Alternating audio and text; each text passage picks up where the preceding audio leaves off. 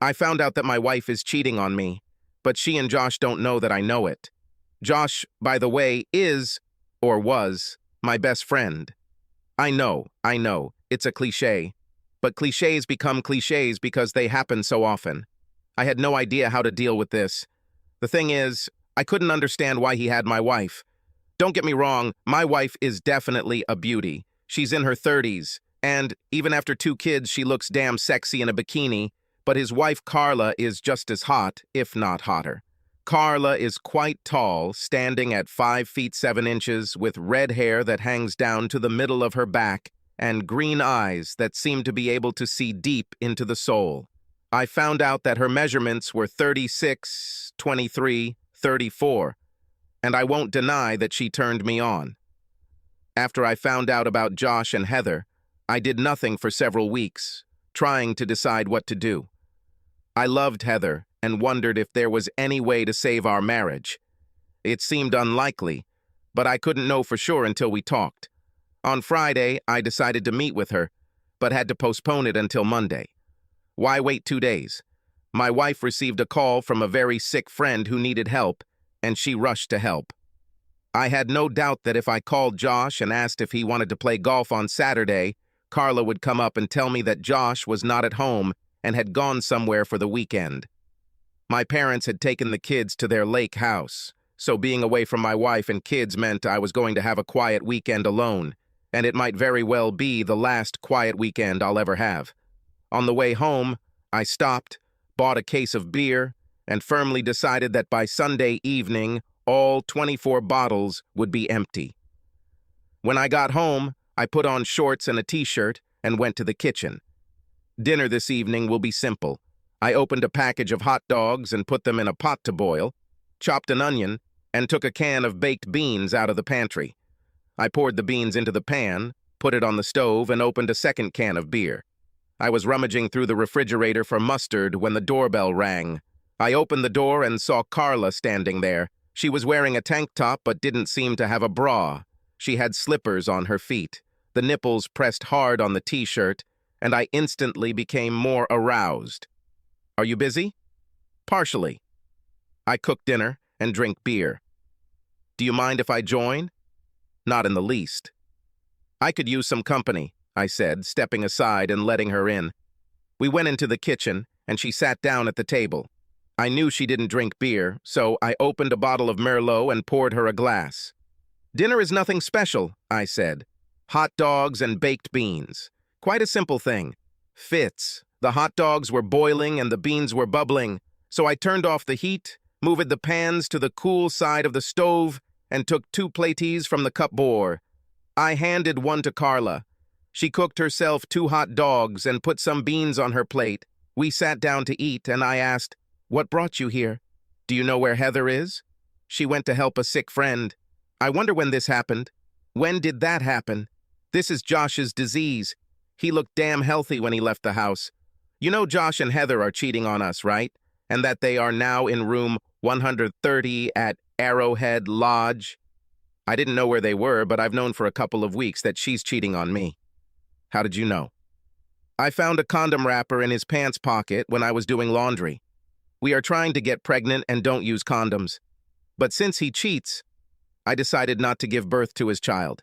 I don't want to be a single mother if I get divorced, so I used part of my father's inheritance to hire a private investigator. They get together for long lunches, and when he calls and tells me he's working late, he's usually working on Heather. How do you know?" "I was in the basement working on a bookcase that I'm making now." The phone rang and I picked up the phone in the basement.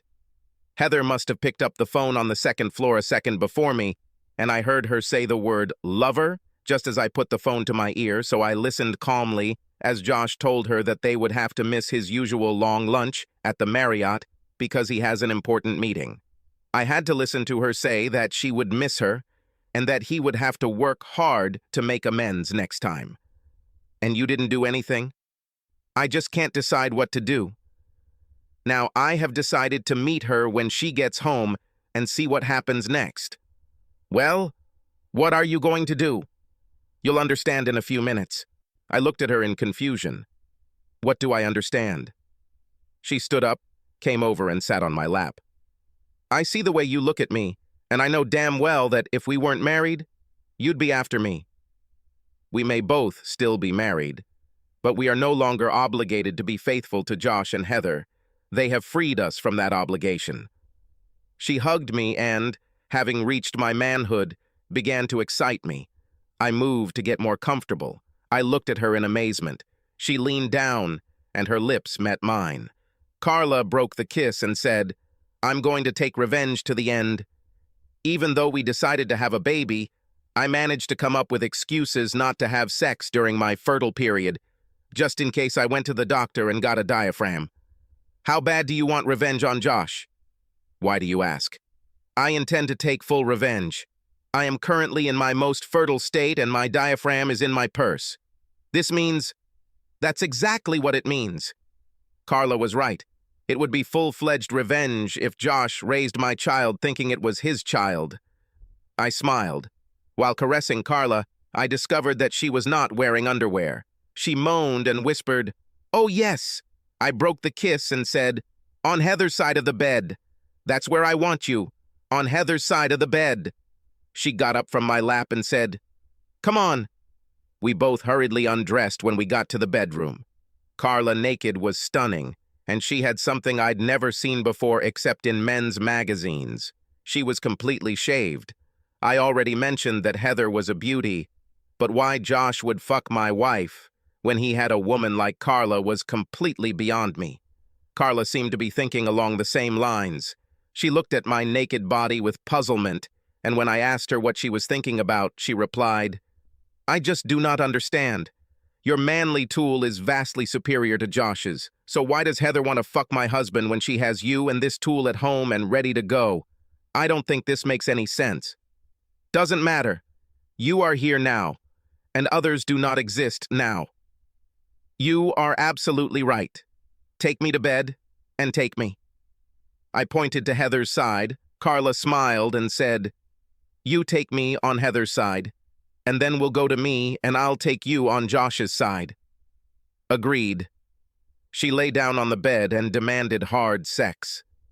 I did what the lady asked. She moaned as we followed each other like two animals in the heat. She begged me not to stop and to continue forever. Her words drove me crazy, and I wanted to do everything for her. The two of us reached the peak, and it was enchanting. We both started sweating, and I fell on the bed next to her. Carla propped herself up on her elbow and looked down at me. I cannot believe this. I just can't believe it. Heather may be having it, but she wants my husband. You and I have the rest of the evening, all of tomorrow and part of Sunday, and when we're done, you won't care if Heather comes home. Having rested a little, we played the second round and it was no worse than the first. Carla asked, "You won't send me home, will you?" "Stupid girl," I said, pulling her towards me. We fell asleep hugging each other. This morning I woke up before Carla and, looking at her, I couldn't help but think that my betrayal with Josh's wife had lowered me to the same level as Heather. Of course, this can be attributed to Heather's betrayal, which freed me from my vows. What she did, I can do too, right? What's good for the goose is good for the gander, right? But for me, the main thing was that I cheated on my marriage. I couldn't pretend to be moral in my conflict with Heather. True, she didn't know that I had cheated, but I knew it. I didn't notice that Carla was awake until she said, "You look thoughtful. What are you thinking about?" I told her.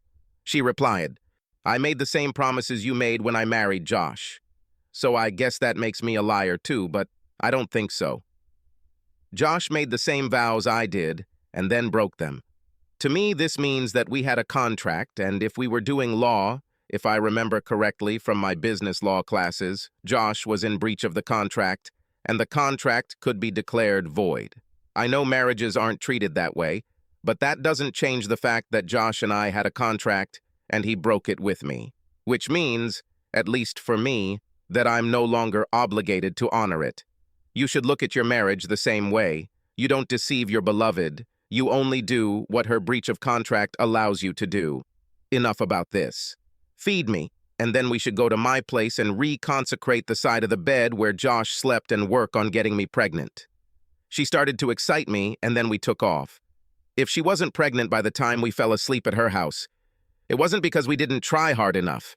In the morning, she asked when the children would be home, and I replied that it would be around 6. She fed me steak and eggs for breakfast, telling me that I would need energy if I was going to do anything nice for her that day. We parted ways around 4, so I could head home and be there in case my parents arrived earlier than expected.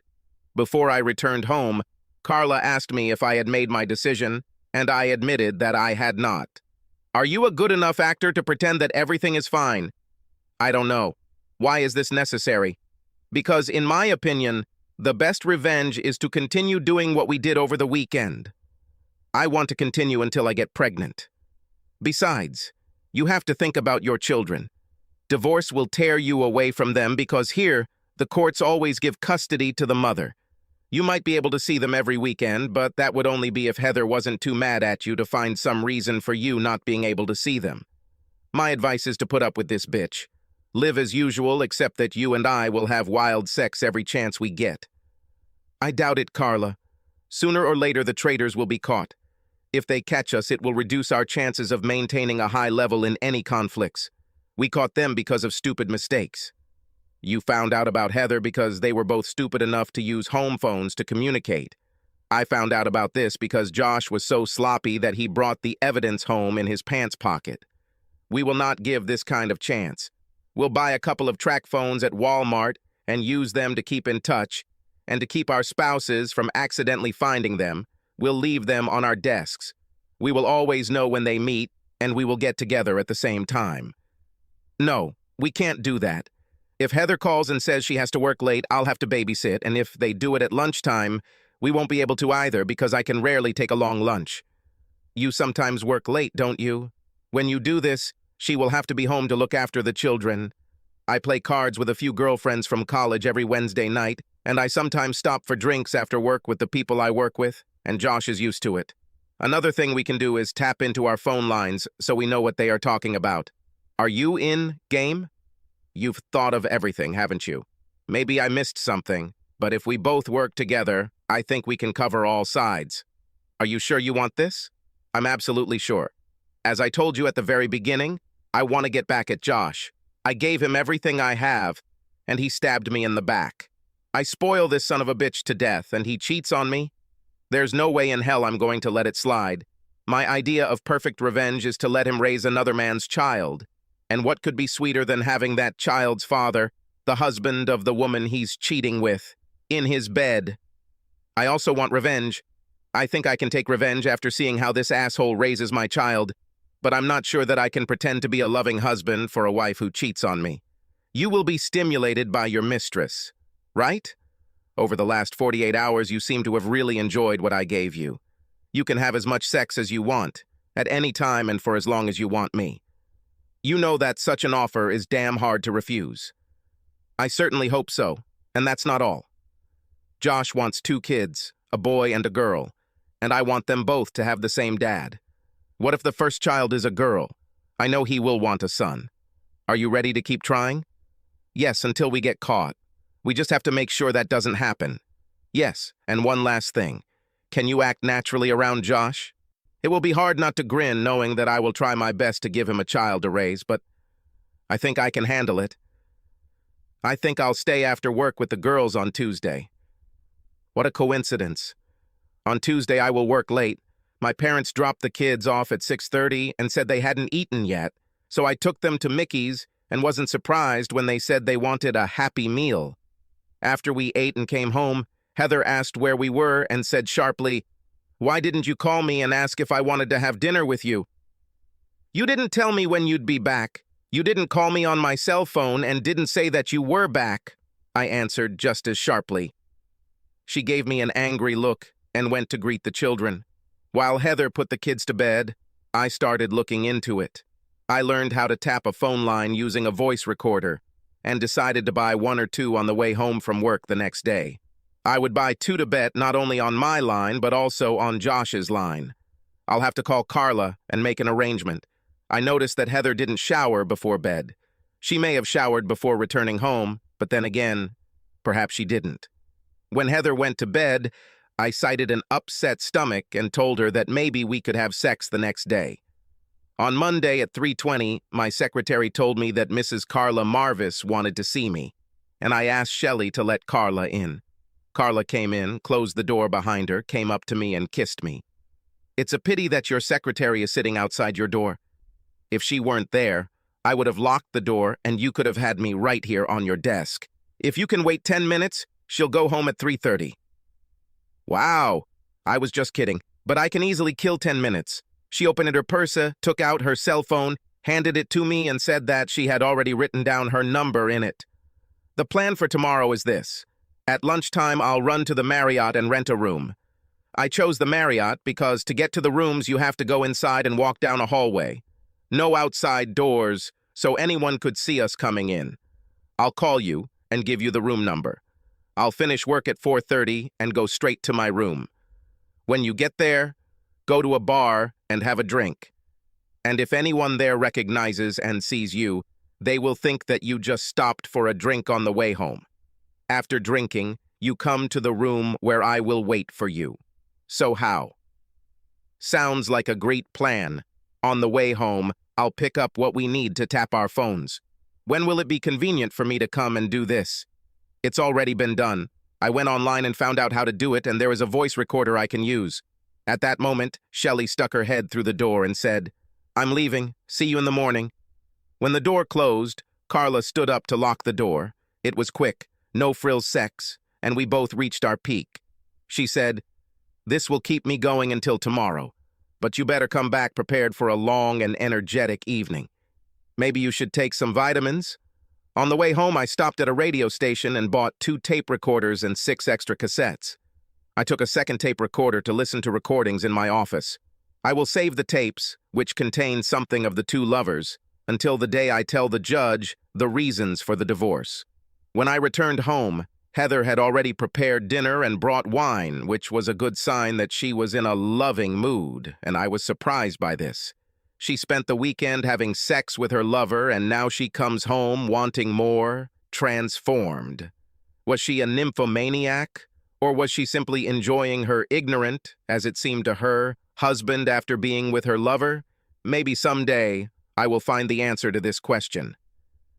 Sex with Heather was always good, and she loved doing it all.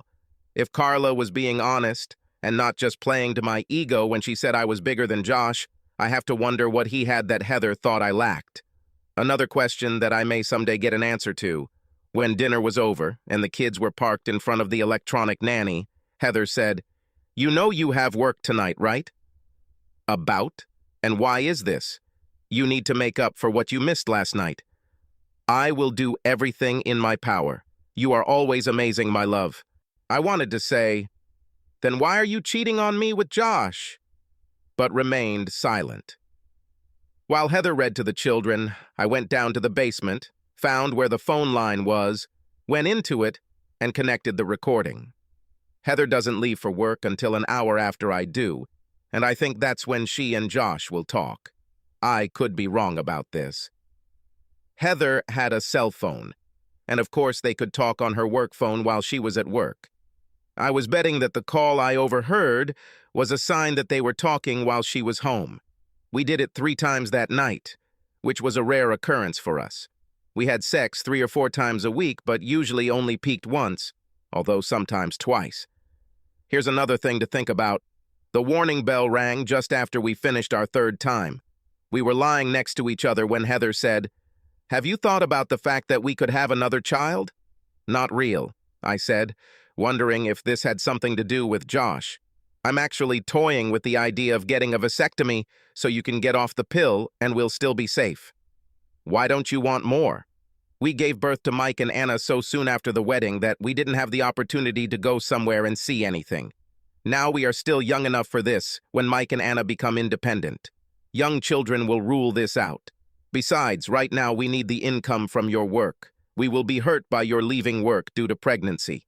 I had very bad thoughts running through my head. I'm sure Heather knew that Carla and Josh had decided to try for a baby. Did Heather want to get Josh's first child before Carla got him? Was there something Heather had against Carla? Or was it just Heather trying to lay claim to her lover? Either way, it made me think that I couldn't carry out Carla's plan. I think I'm going to have to leave Heather pretty damn soon. And then a very, very bad thought came into my head. Were Mike and Anna even mine? I had to find out. I fell into a very restless sleep.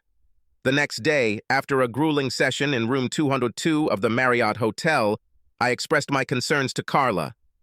"I can't even imagine what you should do," said Carla. "Should I talk to her about Josh now, before she gets pregnant? Of course, she may already be pregnant and getting ready to throw the baby at you. I know what I would do, but I'm not a man, and I'm not you. What would you do?" "I would just tell her that I don't want any more children, and just in case I would wear a condom until I get a vasectomy. If she does get pregnant, that's when I'll have a confrontation. I'd say we probably need a DNA test to find out if it was mine or Josh's. This should make her thrash around. If I get a vasectomy, it will ruin our revenge plan. Just don't do this until I'm pregnant. It will be a failure because I want all my children to have the same father. Maybe we'll get lucky. Maybe Heather was just feeling you out. You said you didn't want to, and that would make her say no. We'll just never know until she comes up to you and tells you the rabbit died." She looked at her watch and said, "We have a couple more chances for you to make me a mother." I stopped on the way home and bought a bunch of condoms, and that night when Heather wanted sex, I pulled out one of the condoms and started putting it on. Why else is this? I decided to use them until I get a vasectomy. I really don't want any more children. Well, take it off. I hate this feeling. I'll stay on the pill and use spermicide until I can adjust to the diaphragm.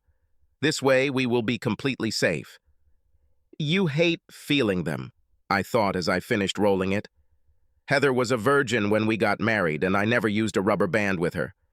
When did she realize she didn't like feeling them? And with whom? Whatever it was, it only strengthened my decision to find out about the paternity of my two children. Then I remembered that it was because Josh used rubber bands when he slept with Heather that Carla realized that Josh was cheating on her. I was still planning on getting tested. If you don't already have spermicide, I'll use the condoms I bought today. I don't have it, but I'll buy it tomorrow and make an appointment with the doctor about the diaphragm. I don't want you to have a vasectomy. I want to keep this option open in case you ever change your mind. I left the rubber band and climbed onto the bed. We had sex. After we finished it, I went to the bathroom. When I returned to the bed, Heather was lying on her side, sleeping. It was time to go down to the basement and check the tape recorder. A couple of unimportant calls and then, "Hello? Good morning, honey. Do you miss me? Of course you know. Shall we have lunch today? Yes, but I think our lunch meetings will end soon if we don't find somewhere cheaper. These motel rooms are killing my family budget. I can't keep pulling out of it. Sooner or later I won't have enough money to feed my family, and I will understand why. I'll try to think of something. On Wednesday evening, this one," and here he used obscene language, referring to Carla, "had a card party. Have you already figured out how to get out of the house?" "Not yet, but I'm working on it. I'll cross my fingers. I need more from you than I get in a 45-minute lunch break." "Me too, my love. We'll talk tomorrow?" "Certainly. Bye." "Bye, baby." I almost puked when I realized I was with Heather after she let Josh use her this afternoon, but I managed to hold on. I found it interesting that my unfaithful wife not only cheated on me, but also paid for the room. Yes. And how will Carla react when she hears her husband call her? The only thing I knew for sure as I walked up the basement steps was that Heather wouldn't be able to leave the house on Wednesday night. On Tuesday, when I got to work, I took my phone out of my desk drawer and called Carla, and when she answered, I said, "Good morning." "Listen," I said, holding the recorder up to the phone and pressing the play button. After listening to the recording and hearing curses addressed to her, she said, "When the time comes, I will kill this bastard." "Yeah, about Wednesday. What are you going to do?" "I think I'll have to work late on Wednesday, but I won't let her know until it's time to finish work. She doesn't have enough time to call a nanny. Did you hear that Heather pays for the room? This doesn't surprise me. Josh has always been cheap. I think if you're going to work late, I'll skip my card night and we can meet. I'll call you tomorrow and arrange everything. At breakfast on Wednesday, Heather asked me if I had plans for the evening. I said no and asked what was wrong.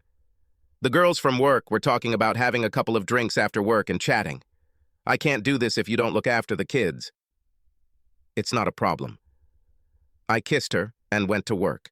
I went to the Marriott, rented a room, and when I got to work, I called Carla. Heather finishes work at 5, so I called her at 4:40 and told her I would be late at work.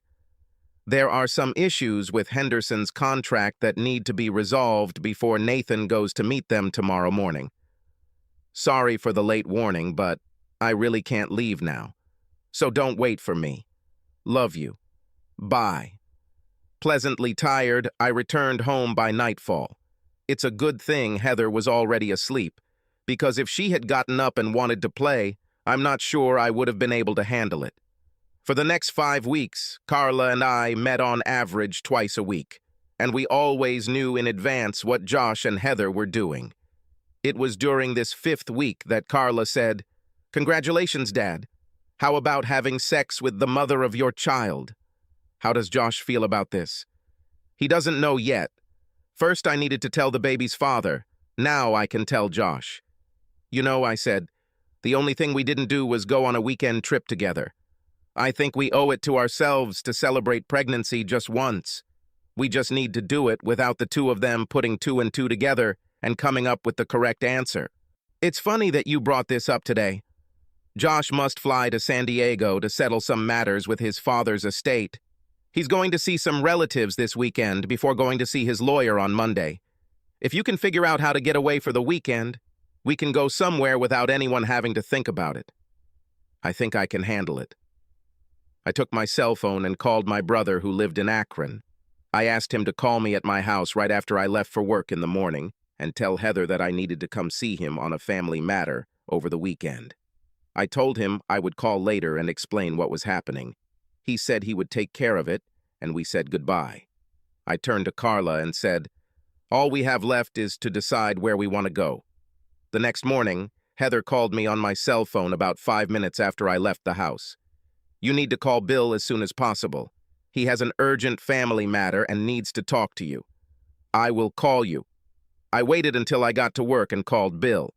I told her that Brian, his son, needed a kidney transplant, and I needed to know if you would agree to donate a kidney, and if so, if you would come to check the compatibility.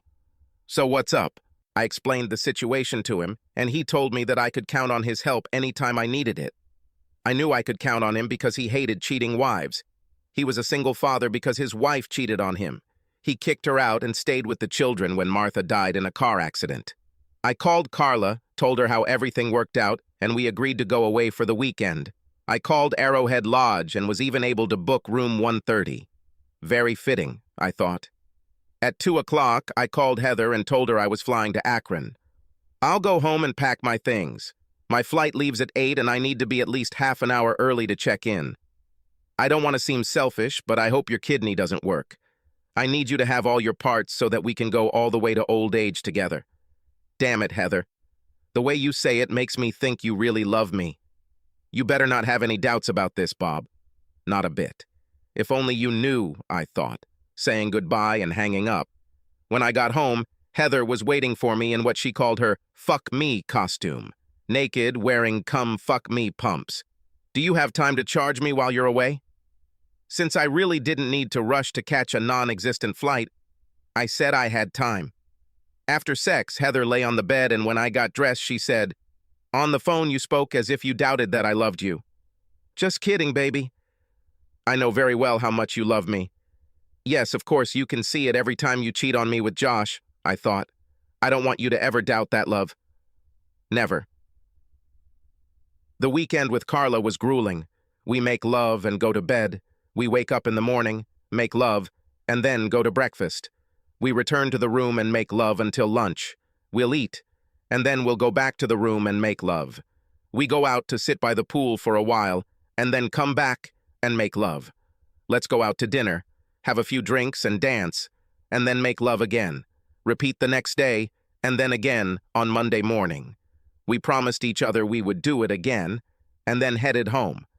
When I got home, Heather was at work, so I went down to the basement and checked the tape recorder. First, Bill called on Friday morning. A couple of minutes after she hung up, Josh called her. "Have you figured out how to free yourself for the weekend? I would love to spend a couple of days with you without interruption." "No, Josh. I couldn't come up with anything, and the truth is that I don't want to come up with anything." "What's the matter?" "Why?" "You know, I felt guilty for what I was doing. I love Bob, and he deserves better than to have a cheating wife. I was going to tell you it's over. I need to devote myself to Bob." "Come on, Heather, you've been making love to me for almost a year now. How could you do this if you love him as much as you say?" "First of all, I need to correct you. I've never made love to you. I had sex with you, but I never made love to you. The only man I make love to is Bob." "Bullshit!" "No, Josh, it's not bullshit. I love this man and try to show him that I love him every chance I get. If you love him so much, then why are you sleeping with me?" Excitement about it. The thrill of doing something illegal and forbidden. It was a big thrill for me to go home and make love to Bob after I fucked you. It gave me some huge releases. Giving him a few wet seconds turned you on? If so, why not continue? I never gave him wet seconds. I was always pure when I made love to him. Bullshit, Heather. You've never showered before leaving a motel. I keep a travel bag at work, and it contains everything I need for a shower. Bob never even came close to feeling the slightest trace of you. No, Josh, I'll end this before we get caught. I love Bob and don't want to lose him. Just be glad you got me drunk the first time. Maybe so, but you weren't drunk all the other times. It all depends on what you mean by drunk. I was drunk with the excitement of making love to Bob after you fucked me. I wanted to see if there would be a thrill and excitement if I did it sober, so I let you do it a second time, and that was the only reason I kept doing it. We got away with it for a little over a year, but I just realized that the feeling I have for Bob after being with you is not worth what it will cost me if we get caught and I lose Bob. Have fun in California, Josh, and when you get home, don't call me. Bye. Interesting, I thought, taking out the film and inserting a new one. I unpacked my things and went to work. Around 11, I called Carla, and when I said hi, she said, "I miss you. Is everything okay? You are sexy. Yes, I want you to listen to something. If this is a Friday telephone conversation, then I have already heard it." "What do you think?" "It looks like she started to think with her head and realized that she could lose you." "What are you going to do?" "I've already decided that I'll only stay with her until the kids turn 18, and I don't see anything that would make me change my mind." If she meant what she said to Josh, it would be easier for her to hold on. But the trust was gone.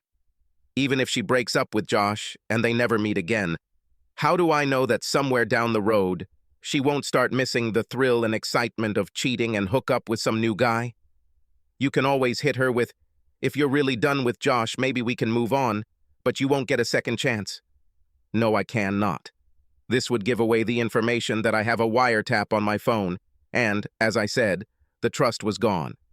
I need a way to keep track of what she's up to. Besides, she knows me and understands that if I knew, I would share it with you. She could say this to Josh, and it would make him think, and we don't want that. Is this your roundabout way of saying we'll keep going like this? You heard the conversation. They got away with it for a little over a year, but you and I only got away with it for a couple of months. They owe us another 10 or 12 months. And then, of course, there are penalties and interest that could make it even longer. I would like that. Carla and I continued to see each other on average twice a week until her 7th month.